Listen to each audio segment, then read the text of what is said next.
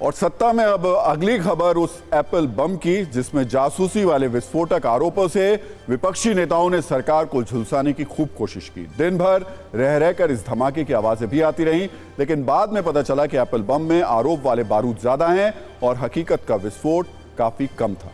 दरअसल पैसे के बदले सवाल पूछने के आरोप से घिरी टीएमसी सांसद महुआ मोइत्रा ने आज सुबह सुबह सरकार पर बड़ा आरोप लगाया। उन्होंने सोशल मीडिया प्लेटफॉर्म एक्स पर एक स्क्रीनशॉट पोस्ट किया और उनका आईफोन हैक करने की कोशिश का आरोप लगाया। उन्होंने लिखा, एप्पल से एक टेक्स्ट और ईमेल मिला है जिसमें मुझे चेतावनी दी गई है कि सरकार मेरे फोन और ईमेल को हैक करने की कोशिश कर रही है।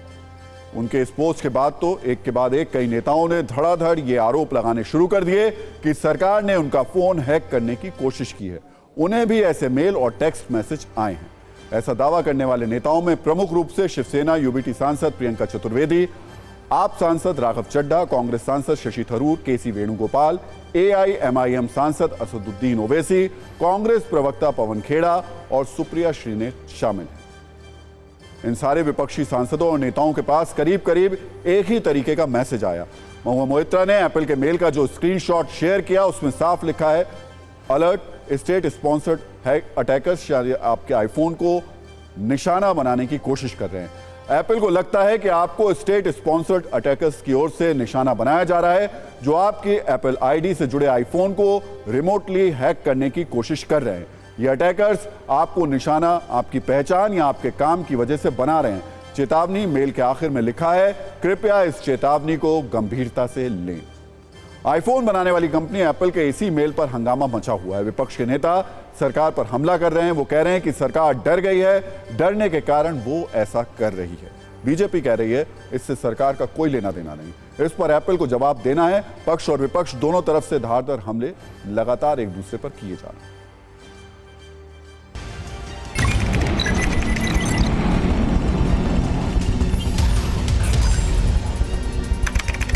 रात को 11:15 करीब एप्पल से नोटिफिकेशन आया कि कोई स्टेट स्पॉन्सर्ड अटैम्प्ट हो रहे हैं हमारे फ़ोन्स को हैक करने के लिए, मेरे एप्पल आईडी को अटैक करने के लिए और एप्पल आईडी से डेटा लेने के लिए। ये भी कहा है कि ये जो अटैक्स होते हैं वो हेविली स्टेट स्पॉन्सर्ड होते हैं, स्टेट फंडेड होते हैं और स्टेट का पूरा समर्थन होता है। अब हमारा स्टेट कौन? केंद्र सरकार। मैसेज है नहीं है ये उनका कहना है ना, इसको एप्पल क्लैरिफाई करेगा। उसको उनसे परेशानी है तो एफआईआर कर दें एफआईआर।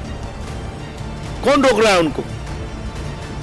क्या वैसे ही हो जाए? राहुल गांधी ने देश में हल्ला करके कि मेरा फोन पेगासस में हैक हुआ है और जब सुप्रीम कोर्ट ने कहा अपना फोन दीजिए इन्वेस्टिगेशन के लिए बिफोर द कमिटी, नहीं दिया उन्होंने।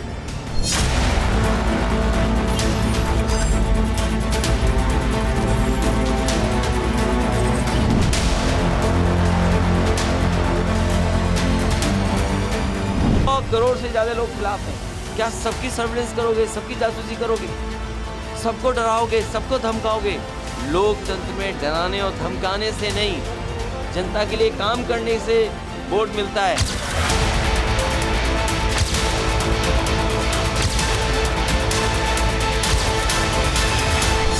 और अगर उनको लगता है कि उनके मोबाइल में कोई जासूसी का जेम्स बॉन्ड घुस गया है तो सबसे बेहतर तरीका ये है कि वो अप्रोप्रिएट एजेंसी को अपने मोबाइल को सौंपें और वो मोबाइल से वो एजेंसी जो है वो जासूसी के जेम्स बॉन्ड को बाहर निकाल करके इनके हवाले कर दे। क्यों बीजेपी की सलाह मानेंगे हम? तुम ही ने दर्द दिया, दवा भी तुम ही दोगे, तुम ही तो करवा रहे हो। तो अब आगे ये बताएंगे कि क्या कार्रवाई करने वाले हैं, किस पर कार्रवाई करने वाले हैं, जवाब इनको देने हैं।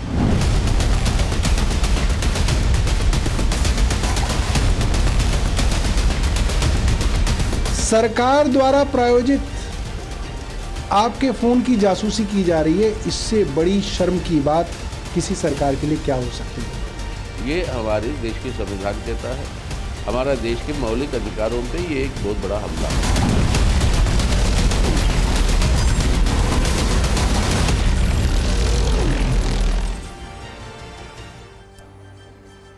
हालांकि जिन नेताओं को एप्पल की तरफ से यह मैसेज आया है उसमें कांग्रेस सांसद राहुल गांधी का नाम शामिल नहीं है, लेकिन आज उन्होंने एक प्रेस कॉन्फ्रेंस की और अडानी का जिक्र करते हुए कहा कि विपक्ष ने तोते को ऐसे पकड़ा है कि वो बच नहीं सकते। ये ध्यान भटकाने की कोशिश करते हैं लेकिन ऐसा हो नहीं पाएगा। राहुल गांधी के हमले के बाद सरकार की तरफ से इलेक्ट्रॉनिक्स और सूचना प्रौद्योगिकी मंत्री अश्विनी वैष्णव ने सरकार पर जासूसी के आरोपों को निराधार बताया। उन्होंने कहा कि एप्पल ने ऐसे मैसेजेस अलर्ट्स को लेकर 150 देशों में एडवाइजरी जारी की है। सरकार की तरफ से इस मामले में जांच के आदेश दिए जा चुके हैं। पूरे ऑपोजिशन के खिलाफ यहां पे एप्पल का नोटिस आता है, ये तोते का काम है, राइट? इसमें लिखा है Apple believes you are being targeted by state sponsored attackers who are trying to remotely compromise the iPhone associated with your Apple ID. अब ये मेरे ऑफिस में सब लोगों को मिला है, वेणुगोपाल जी को मिला है, कांग्रेस पार्टी में लिस्ट बनी हुई है। इस मुद्दे के तह तक जाएंगे। हमने इसमें इन्वेस्टिगेशन ऑर्डर कर दिया है ऑलरेडी। 150 देशों में एडवाइजरी जारी की है। अगर आप एप्पल के मेल का क्लियर देखेंगे, बहुत क्लियर है, कहीं पर कोई उनके पास जानकारी नहीं है क्लियर, वो केवल एक हाइपोथेटिकल या फिर केवल एक एस्टिमेट के बेसिस पे लोगों को उन्होंने ये अलर्ट भेजा है। विपक्षी हमलों के नेताओं, जो विपक्षी नेता हैं, उनके हमले के बीच सरकार ने सफाई दी है। एप्पल ने भी बयान जारी किया है। एप्पल की तरफ से आधिकारिक रूप से कहा गया है कि हम किसी भी तरीके के स्टेट स्पॉन्सर्ड अटैक की सूचना नहीं देते हैं। खतरे की सूचनाएं गलत अनाउंस हो सकती हैं। इस तरीके के हमलों के बारे में जानकारी हासिल करना खुफिया संकेतों पर निर्भर करता है। कंपनी ने कहा कि वो इस अलर्ट के पीछे का कारण बताने में असमर्थ है। यानी एप्पल का बयान भी काफी घूमा हुआ है। अब सवाल है कि क्या एप्पल के फोन हैक हो सकते हैं?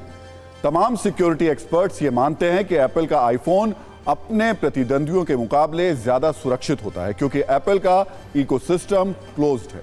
ऐप स्टोर में कौन से ऐप्स इंस्टॉल किए जा सकते हैं और कौन से नहीं, इस पर एप्पल का कड़ा नियंत्रण रहता है। ऐप्स का रिव्यू होता है और जिन ऐप्स से सिक्योरिटी को खतरा होता है उन्हें ऐप स्टोर से बाहर का रास्ता दिखा दिया जाता है। एप्पल अपने ऑपरेटिंग सिस्टम iOS के लिए भी तेजी से सिक्योरिटी अपडेट जारी करता रहता है। इस मामले में दूसरी कंपनियों की स्पीड कम है और एप्पल अपने डिवाइस में हार्डवेयर पर आधारित सिक्योरिटी फीचर भी देता है ताकि कोई फोन को हैक ना कर सके। 2022 की एक सिक्योरिटी सर्वे रिपोर्ट में दावा किया गया था कि एंड्रॉइड डिवाइस के मालवेयर से इन्फेक्ट होने की आशंका 2.2% रहती है, जबकि आईफोन के इन्फेक्ट होने की आशंका 0.05% रहती है। लेकिन इसके बावजूद कोई भी डिवाइस 100% सुरक्षित नहीं हो सकता। जो भी डिवाइस इंटरनेट से जुड़ा है उस पर हैकर का अटैक होने की आशंका बनी ही रहती है। ये बात आईफोन पर भी लागू होती है। 2019 में एक शोधकर्ता ने आईफोन की सुरक्षा में एक कमी खोजी थी, जिसके जरिए हैकर आईफोन को दूर से नियंत्रित कर सकते थे। 2020 में एक हैकर ने एक मैलवेयर विकसित किया था जो आईफोन से निजी जानकारी चुरा सकता था। 2021 में रूस की खुफिया एजेंसी ने आरोप लगाया था कि अमेरिका ने एक विशेष सर्विलांस सॉफ्टवेयर का उपयोग करके रूस के हजारों आईफोन्स को हैक किया था। ऐसी खबरें बार बार आती रहती हैं।